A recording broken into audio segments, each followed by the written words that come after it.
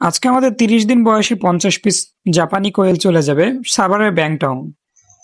৩০ দিনের আজকে হচ্ছে ৪৫ পিস ফিমেল এবং ৫ পিস হচ্ছে মেল, মানে তারা হচ্ছে শখের বসে হয়তো বাসার বেলকনিতে পালবে। সাভারের ব্যাংটাউন হচ্ছে পাঠিয়ে দিতে হবে।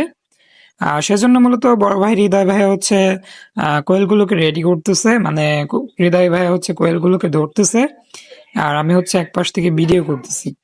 আজকে পাখিগুলো মূলত আমরা সাভারে ব্যাংটাউন পাঠাবো।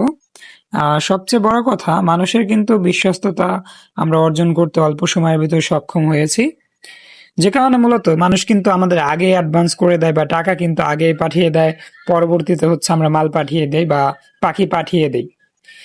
আর বাইরের ডেলিভারি গুলো একটু কষ্টসাধ্য বিষয়, কেননা বাস টার্মিনালে হচ্ছে দাঁড়িয়ে থাকতে হয় বাসের অপেক্ষায়, আর বাসের মাধ্যমে মূলত পাঠিয়ে দিতে হয় বিভিন্ন জায়গায়। আজকে চলে যাবে সাভারে ব্যাংটাউন।